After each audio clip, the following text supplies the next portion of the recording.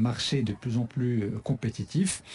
Et dans ce sens, en partenariat avec la Chambre française de... Lui, on parle de la marque employeur sur Atlantic Radio. Ah, c'est un levier essentiel pour attirer et fidéliser les meilleurs talents, surtout dans un marché de plus en plus compétitif.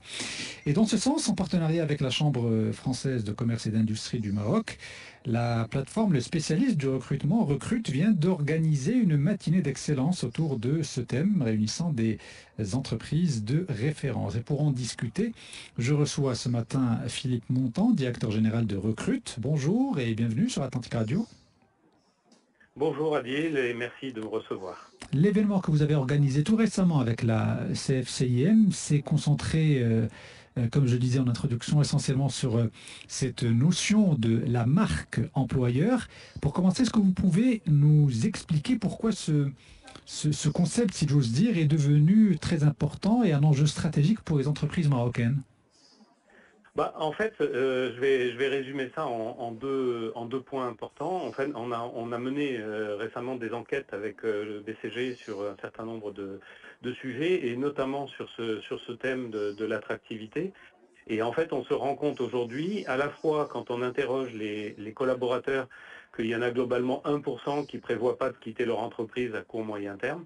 Ça veut dire qu'en fait la fidélité est pas vraiment là, et notamment, et c'est plus accentué au Maroc encore que dans d'autres pays sur lesquels on a fait l'étude. Et de l'autre côté, ils sont 70% à déclarer avoir été approchés au moins une fois cette année par un employeur potentiel. Donc ils sont de plus en plus visibles et de plus en plus approchés de manière régulière. Et donc dans ce contexte-là, la marque employeur devient un enjeu stratégique à la fois pour fidéliser les collaborateurs en interne et également pour en attirer de nouveaux pour notamment de la croissance ou autre. Et avec des mots simples, si on veut vulgariser le concept pour nos auditeurs, quand on parle de marque employeur, c'est quoi concrètement, rapidement? Si vous voulez, c'est un peu comme une marque produit, sauf que le produit, c'est l'entreprise. C'est-à-dire, on travaille l'attractivité de l'entreprise, la notoriété de l'entreprise. Et en fait, le but, si vous voulez, c'est un peu comme quand vous êtes dans un rayon et que vous voyez une marque qui vous plaît, vous l'achetez. C'est un peu la même idée pour un candidat. Il voit une marque employeur forte, et il a envie de postuler, il a envie de rejoindre cette entreprise.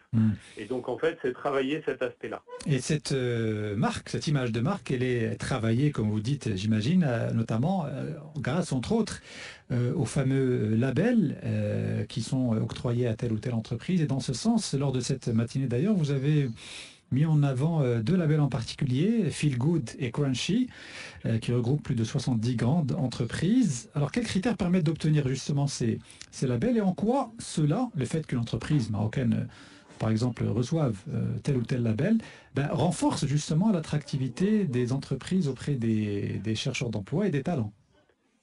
Alors, pour être précis, le Feel Good mesure l'aptitude du recruteur à se préoccuper du bien-être de ses collaborateurs. C'est-à-dire qu'en fait, on va aller chercher les entreprises qui se posent des questions sur le bien-être présent et futur de leurs collaborateurs, notamment en utilisant un outil de matching culturel qui permet effectivement de déterminer au niveau de la candidature si déjà la personne va être bien chez eux, va être heureuse dans leur environnement.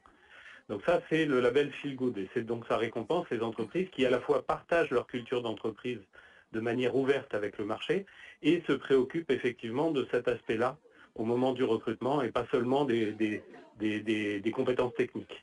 Quant à Crunchy, c'est un autre sujet, si vous voulez. C'est des entreprises croustillantes, si vous voulez. Et le sujet, là, c'est de mesurer l'attractivité naturelle de ces entreprises. Donc, en fait, elle évolue dans le temps.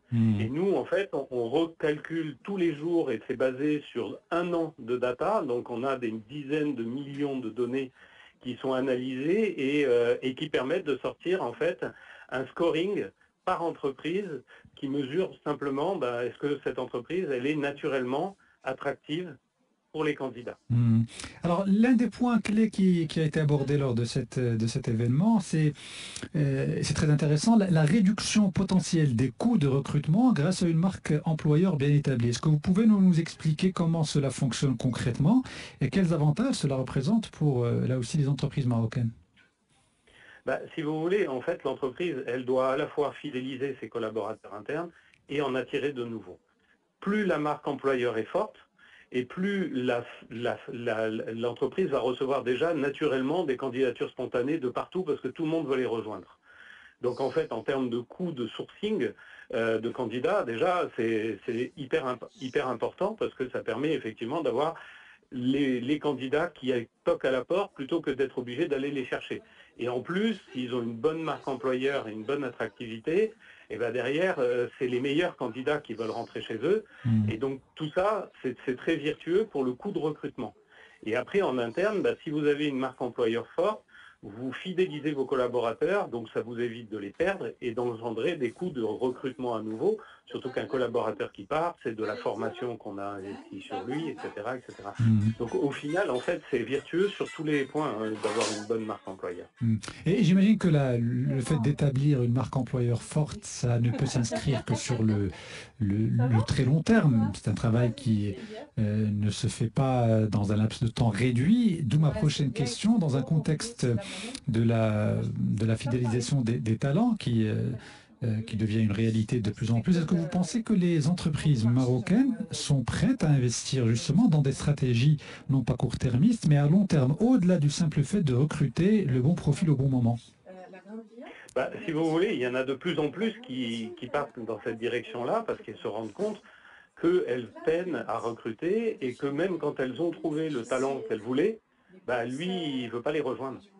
Et donc, en fait, c'est pas une question de est-ce qu'ils sont prêts, c'est une question de nécessité, effectivement, pour de plus en plus d'entreprises, de devoir travailler cet aspect-là. Et oui, effectivement, c'est long terme.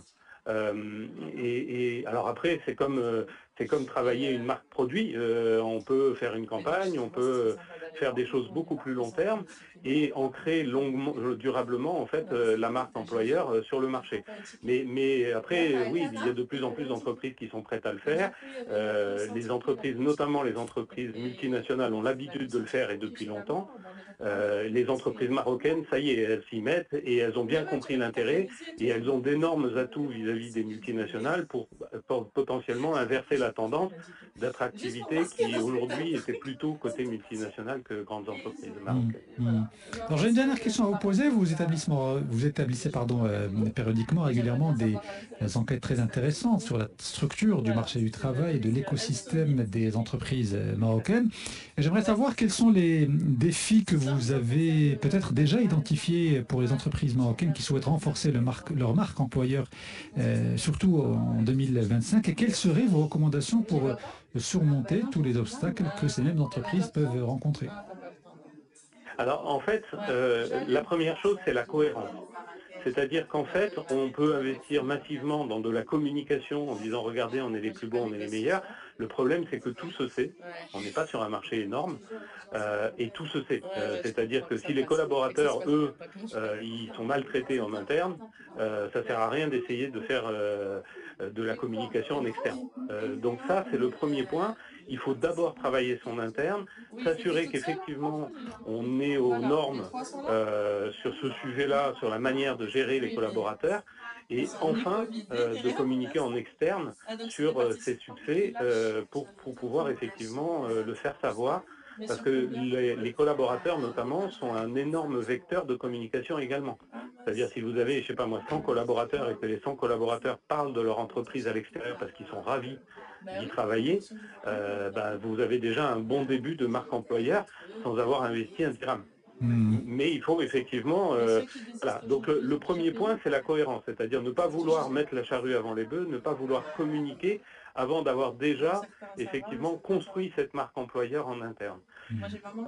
Donc ça, c'est un des premiers enjeux et une des premières recommandations du coup sur ce point-là. Dans les obstacles également, c'est vrai qu'on a de nombreuses entreprises dont le nom de l'entreprise n'est pas le nom de la marque phare qui est connue du grand public. Et donc, il faut qu'ils arrivent à faire passer ce lien entre la marque de l'entreprise, c'est-à-dire le nom de l'entreprise qu'on utilise pour recruter, et les marques que cette entreprise vend sur le grand public. Parce que souvent, voilà, l'entreprise est connue pour ses marques commerciales, mais pas tellement pour sa marque employeur. Et donc ça, c'est un des défis également que doivent relever les entreprises. Et là, la recommandation, elle est simple, c'est commencer dès maintenant à communiquer sur les deux, en disant, ben voilà, nous, on s'appelle comme ça, mais en fait, on représente telle marque. Et à ce moment-là, le grand public va progressivement faire le lien, parce que le marché de l'emploi, c'est grand public. Et quand il va faire le lien, il va dire, ah oui, mais moi, je vais aller travailler pour cette entreprise parce que je connais son produit et son produit, je l'aime bien. Et capitaliser sur la marque produit, c'est un atout, mais souvent, l'entreprise ne le fait pas et les gens annoncent avec des noms d'entreprises que personne ne connaît. Et donc là, il y a un vrai travail et c'est un des obstacles, d'ailleurs, qui est utilisé, un des obstacles que rencontrent les entreprises dans cette construction de la marque employeur. Très bien, bien, écoutez, nous allons conclure là-dessus. Merci en tout cas pour ces différentes recommandations qui, je pense, seront appréciées par celles et ceux qui nous écoutent. Philippe Montant, je rappelle que vous êtes le directeur général de Recrute. Merci d'avoir répondu ce matin à toutes nos questions et à bientôt sur Atlantique. Merci beaucoup Adil et bonne journée.